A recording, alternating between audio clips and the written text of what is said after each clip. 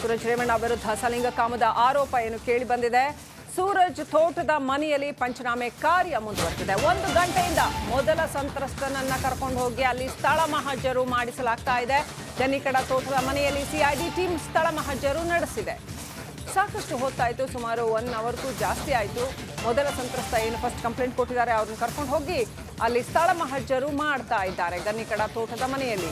ವೀಕ್ಷಕರೇ, ನಾವು ನೋಡ್ತಾ ಇದ್ದೀವಿ ಪ್ರಜ್ವಲ್ ರೇವಣ್ಣ ಸಿಡಿ ವಿಚಾರ ಪೆನ್ ಡ್ರೈವ್ ವಿಚಾರ ಬಂದ ಸಂದರ್ಭದಿಂದ ಇವತ್ತಿನವರೆಗೂ ಕೂಡ ರೇವಣ್ಣ ಕುಟುಂಬಕ್ಕೆ ಬರೀ ಸ್ಥಳ ಮಹಜರಿನದ್ದೇ ಕಾಟ ಅಂತ ಹೇಳಬೇಕು. ಅಷ್ಟರ ಮಟ್ಟಿಗೆ ರೇವಣ್ಣ ಅವರ ವಿಚಾರದಲ್ಲಿ ಇರ್ಬೋದು, ಆ ಕಿಡ್ನ್ಯಾಪ್ ಕೇಸಲ್ಲಿ ಇರ್ಬೋದು, ಆಮೇಲೆ ಪ್ರಜ್ವಲ್ ರೇವಣ್ಣ ಅವರ 1, 2, 3 ಕೇಸ್ಗಳಲ್ಲಿ ಇರಬಹುದು, ಅಥವಾ ಈಗ ಸೂರಜ್ ರೇವಣ್ಣ ವಿರುದ್ಧದ ಕೇಸ್ ಇರಬಹುದು. ನಿರಂತರವಾಗಿ ಸ್ಥಳ ಮಹಜರು, ಸಾಕ್ಷ್ಯ ಸಂಗ್ರಹ ಎಲ್ಲವೂ ಕೂಡ ನಡೀತಾ ಇದೆ. ಹಾಸನ ಪ್ರತಿನಿಧಿ ಖುಷ್ವಂತ್ ಕನೆಕ್ಟ್ ಆಗಿದ್ದಾರೆ. ಖುಷ್ವಂತ್, ಸುಮಾರು 1 ಅವರ್ಗಿಂತ ಜಾಸ್ತಿ ಆಯ್ತಲ್ವಾ ಇಲ್ಲಿ ಸ್ಥಳ ಮಹಜರು ನಡೆಸ್ತಾ? ಏನೆಲ್ಲ ನಡೀತಾ ಇದೆ ಈಗ? ಈ ಕ್ಷಣದ ಅಪ್ಡೇಟ್ ಏನಿದೆ?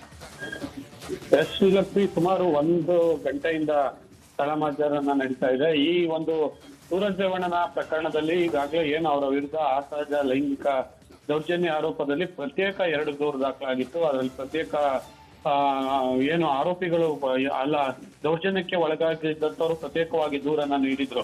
ಆದ್ರೆ ಈ ಪ್ರಕರಣದಲ್ಲಿ ಗಮನಿಸಬೇಕಾದ್ದು, ಮೊದಲು ಏನು ದೌರ್ಜನ್ಯಕ್ಕೆ ಒಳಗಾಗಿದ್ದೀನಿ ಅಂತ ದೂರು ನೀಡಿದಂತಹ ವ್ಯಕ್ತಿ ಇದ್ದ, ಆ ವ್ಯಕ್ತಿಯನ್ನ ಕರ್ಕೊಂಡು ಬಂದು ಈಗ ಮೊದಲನೇದಾಗಿ ಸ್ಥಳ ಮಹಜರು ಮಾಡ್ತಿದ್ದಾರೆ.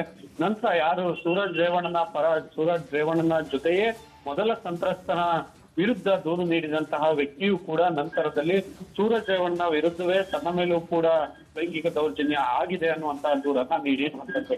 ಹೀಗಾಗಿ ಮೊದಲನೇ ವ್ಯಕ್ತಿ ಏನ್ ದೂರು ನೀಡಿದ್ರು ಅವ್ರದ್ದು ಮಹಜರು ಪ್ರಕ್ರಿಯೆ ಈಗ ನಡೀತಾ ಇದೆ. ಬಹುಶಃ ನಂತರ 2ನೇ ವ್ಯಕ್ತಿ ಏನ್ ದೂರು ನೀಡಿದ್ದಾರೆ ಅವ್ರದ್ದು ಕೂಡ ಮಹಜರು ಪ್ರಕ್ರಿಯೆ ನಡೆಯುತ್ತೆ. ಬಹುಶಃ ಈ ದೂರು ನೀಡಿದಂತಹ 2 ವ್ಯಕ್ತಿಗಳ ಮಹಜರು ಪ್ರಕ್ರಿಯೆ ಮುಗಿದ ನಂತರ ಸೂರಜ್ ರೇವಣ್ಣನವರನ್ನು ಕೂಡ ಸ್ಥಳಕ್ಕೆ ಕರ್ಕೊಂಡು ಬಂದು ಪರಿಶೀಲನೆ ಮಾಡುವಂತಹ ಮಹಜರು ಮಾಡುವಂತಹ ಕಾರ್ಯ ಇನ್ನೂ ಕೂಡ ಬಾಕಿ ಇರುವಂತದ್ದು. ಹೀಗಾಗಿ ಇಡೀ ಒಂದು ರೀತಿ ರೇವಣ್ಣ ಕುಟುಂಬದಲ್ಲಿ 2 ಮಕ್ಕಳೇನಿದ್ದಾರೆ ಅವರು ಕೂಡ ಈಗ ನಿರಂತರವಾಗಿ ತಿಂಗಳ ಈ ಒಂದು ಆರೋಪ ಕೇಳಿ ಬಂದಿರೋದ್ರಿಂದ ಮಹಜರ್ ಅನ್ನ ಮಾಡುವಂತಹ ಕಾರ್ಯದಲ್ಲೇ ಅವರು ಒಳಗೊಂಡಿರುವಂತದ್ದು ನಿಜಕ್ಕೂ ಒಂದು ಏನು ತಲೆ ತಗ್ಗಿಸುವಂತ ವಿಚಾರ ಅಂತ ಹೇಳ್ಬೋದಾಗಿದೆ.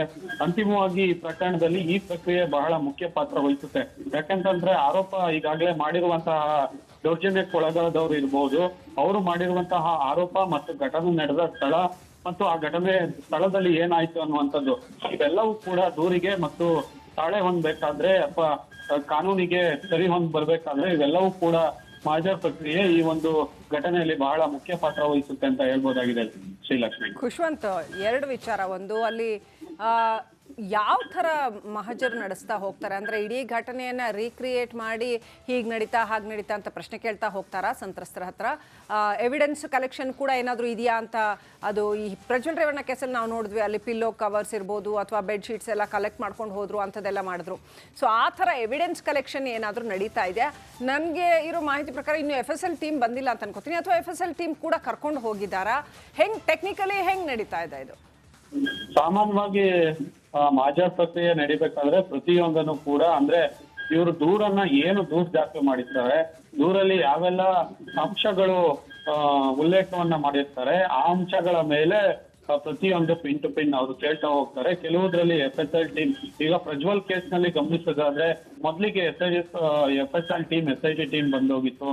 ನಂತರ ಮತ್ತೆ FSL ಟೀಮ್ ಅವರು ಬಂದ್ರು. ಮತ್ತೆ ನಂತರದಲ್ಲಿ ಅಲ್ಲಿ ಏನು ಅವರ ಬೆಡ್ಶೀಟ್ಗಳು ಈ ತರದ್ದೆಲ್ಲ ತಗೊಂಡೋದ್ರು. ಅದೆಲ್ಲ ನಂತರದಲ್ಲಿ ಆಗ್ತಾ ಬಂದ ಪ್ರಕ್ರಿಯೆ. ಆದ್ರೆ ಈ ಪ್ರಕರಣದಲ್ಲಿ ಯಾವ ರೀತಿ ಮಾಡ್ತಾ ಇದ್ದಾರೆ ಅನ್ನುವಂಥದ್ದನ್ನ ಮಾಹಿತಿ ಏನು ದೌರ್ಜನ್ಯಕ್ಕೆ ಒಳಗಾದ ಆ ವ್ಯಕ್ತಿಯಿಂದ ಇಲ್ಲಿ ಸದ್ಯಕ್ಕೆ ಏನು ನಡೀತು, ನಿಮ್ ಮೇಲೆ ಯಾವ ರೀತಿ ದೌರ್ಜನ್ಯ ನಡೀತು, ಎಲ್ಲೆಲ್ಲಿ ನೀವ್ ಯಾವಾಗ ಎಷ್ಟೊತ್ತಿಗೆ ಬಂದಿದ್ರಿ, ಏನು ಈ ರೀತಿ ಮಾಹಿತಿಗಳನ್ನ ಕಲೆಕ್ಟ್ ಮಾಡ್ತಾ ಇರುವಂತದ್ದು. ಆದ್ರೆ ಮಾಧ್ಯಮದವರನ್ನು ಕೂಡ ಈಗ SIT ಟೀಮ್ ಅವರು ಸ್ಥಳೀಯ ಪೊಲೀಸರಿಗೆ ಮನವಿ ಮಾಡಿಕೊಂಡಿರೋದ್ರಿಂದ ಸಾಕಷ್ಟು ದೂರದಲ್ಲಿ ಮಾಧ್ಯಮದವರನ್ನ ಇರಿಸುವಂತ ಕೆಲಸವನ್ನು ಕೂಡ ಈಗ ಆಗಿರುವಂತದ್ದು. Thank you Khushwant, ಡೀಟೇಲ್ಸ್ಗಾಗಿ.